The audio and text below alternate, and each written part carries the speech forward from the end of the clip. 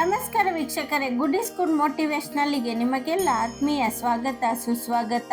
ರಾಮನ ಬಳಿ ನ್ಯಾಯ ಕೇಳುವ ನಾಯಿಯ ಕತೆ ಇದು.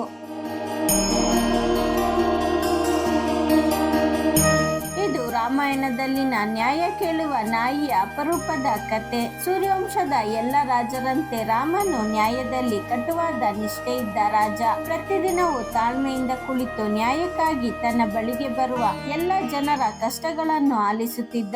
ಒಂದು ದಿನ ಅವನು ತನ್ನ ಸಹೋದರ ಲಕ್ಷ್ಮಣನಿಗೆ ಯಾರಾದರೂ ವಿಚಾರಣೆಗಾಗಿ ಕಾಯುತ್ತಿದ್ದಾರೆಯೇ ಎಂದು ನೋಡಿ ಕರೆದುಕೊಂಡು ಬಾ ಎಂದು ಹೇಳಿದನು. ಅವನ ಸಹೋದರ ಲಕ್ಷ್ಮಣ ಹೊರಗೆ ಹೋಗಿ ನೋಡಿದಾಗ ತಲೆಗೆ ತೀವ್ರವಾಗಿ ಗಾಯಗೊಂಡು ದುಃಖದ ಮುಖದೊಂದಿಗೆ ಕುಳಿತಿದ್ದ ನಾಯಿಯು ಅರಮನೆಯ ಬಾಗಿಲಿನ ಬಳಿ ತಾಳ್ಮೆಯಿಂದ ಕಾಯುತ್ತಿರುವ ದೃಶ್ಯ ಕಂಡು ಬಂದಿತ್ತು. ಅದನ್ನು ವಿಚಾರಿಸಲಾಗಿ ನಾಯಿ ಹೇಳಿತು, ನನಗೆ ನ್ಯಾಯ ಬೇಕು. ಬರುವ ವ್ಯಕ್ತಿ ನಿರಪರಾಧಿಯಾದ ನನಗೆ ವಿನಾಕಾರಣ ತಲೆಗೆ ಗಾಯವಾಗುವಂತೆ ಹೊಡೆದಿದ್ದಾನೆ. ಲಕ್ಷ್ಮಣ ನಾಯಿಯನ್ನು ರಾಮನ ಬಳಿ ಆಸ್ಥಾನಕ್ಕೆ ಕರೆದೊಯ್ಯುತ್ತಾನೆ. ನಾಯಿ ಹೇಳಿತು, ಓ ರಾಮ, ನನಗೆ ನ್ಯಾಯ ಬೇಕು. ವಿನಾಕಾರಣ ನನ್ನ ಮೇಲೆ ದೌರ್ಜನ್ಯ ಎಸಗಲಾಗಿದೆ. ಸರ್ವಾರ್ಥ ಸಿದ್ಧಿ ಎಂಬ ವ್ಯಕ್ತಿ ಯಾವುದೇ ಪ್ರಚೋದನೆ ಇಲ್ಲದೆ ನನ್ನ ತಲೆಗೆ ಹೊಡೆದನು. ರಾಜರಾಮನು ತನ್ನ ಆಸ್ಥಾನಿಕರನ್ನು ಕರೆದು ಸರ್ವಾರ್ಥ ಸಿದ್ಧಿಯನ್ನು ಕರೆಸುವಂತೆ ಕೇಳಿದನು. ಸರ್ವಾರ್ಥ ಸಿದ್ಧಿ ತಾನು ನಿಜವಾಗಿಯೂ ಕೋಪದಿಂದ ನಾಯಿಯನ್ನು ಹೊಡೆದಿದ್ದೇನೆ ಎಂದು ಒಪ್ಪಿಕೊಂಡನು.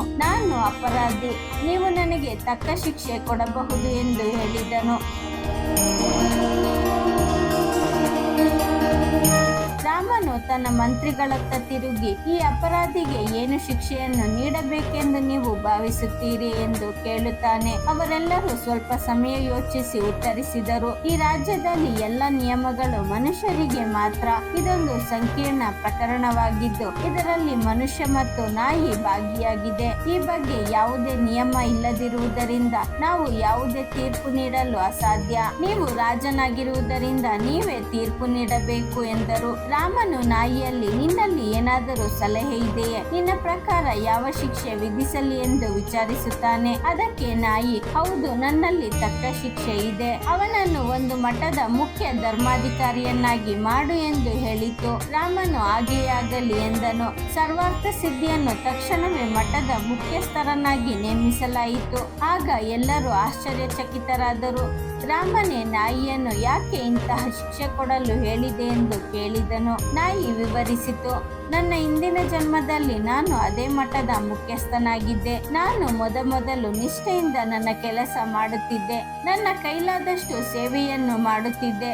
ಆದರೆ ದಿನ ಕಳೆದಂತೆ ನನ್ನ ಮನಸ್ಸಿನಲ್ಲಿ ಕೆಟ್ಟ ಯೋಚನೆಗಳು ಬರುತ್ತಿದ್ದವು. ನಾನು ಅಹಂಕಾರ ಮತ್ತು ಸೊಕ್ಕಿನವನಾದೆ. ನಾನು ನನ್ನನ್ನೇ ದೇವರು ಎಂದು ಭಾವಿಸಲು ಪ್ರಾರಂಭಿಸಿದೆ. ಹಣದ ಮೇಲಿನ ಆಸೆ ಹೆಚ್ಚಾಗುತ್ತಾ ಹೋದಂತೆ ಭಕ್ತರಿಂದ ಬಂದ ಹಣವನ್ನು ಅಪಹರಿಸುತ್ತಿದ್ದೆ. ನನ್ನ ಆಧ್ಯಾತ್ಮಿಕ ಬದ್ಧತೆ ಕಡಿಮೆಯಾಯಿತು. ನನ್ನ ಈ ಅಪರಾಧಗಳಿಂದಾಗಿ ಈಗ ನಾನು ನಾಯಿಯಾಗಿ ಮರುಜನ್ಮ ಪಡೆದಿದ್ದೇನೆ. ಈತನು ಖಂಡಿತ ನಾನು ಮಾಡಿದಂತಹ ಅಪರಾಧ ಮಾಡುತ್ತಾನೆ. ಅವನಿಗೆ ಅವನ ಶಿಕ್ಷೆ ಸಲ್ಲುತ್ತದೆ ಎಂದಿತು. ಬದುಕಿನಲ್ಲಿ ನಮ್ಮ ವಿರುದ್ಧ ಕೆಟ್ಟದು ಮಾಡಿದವರಿಗೆಲ್ಲ ನಾವೇ ಶಿಕ್ಷೆ ಕೊಡುವ ಪ್ರಯತ್ನ ಮಾಡಿದರೆ ನಾವು ಕೂಡ ಈ ಪಾಪದ ಕೂಪಕ್ಕೆ ಇಳಿದು ಬಿಡುತ್ತೇವೆ. ತಪ್ಪು ಮಾಡಿದವರನ್ನು ನೋಡಿಕೊಳ್ಳಲು ಭಗವಂತನಿದ್ದಾನೆ. ಅವರಿಗೆ ಅವರ ಶಿಕ್ಷೆ ಆಗದೆ ಇರುವುದಿಲ್ಲ.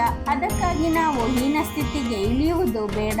ಈ ವಿಡಿಯೋ ಇಷ್ಟವಾಗಿದ್ದರೆ ಲೈಕ್ ಮಾಡಿ, ಶೇರ್ ಮಾಡಿ. ಇನ್ನು ನಮ್ಮ ಚಾನಲ್ಗೆ ಸಬ್ಸ್ಕ್ರೈಬ್ ಆಗಿಲ್ಲ ಅಂದರೆ ಸಬ್ಸ್ಕ್ರೈಬ್ ಮಾಡ್ಕೊಳ್ಳಿ. ಮುಂದೆ ಬರೋ ಎಲ್ಲ ವಿಡಿಯೋಗೋಸ್ಕರ ಬೆಲ್ ಬಟನ್ ಕ್ಲಿಕ್ ಮಾಡಿ. ಧನ್ಯವಾದಗಳು.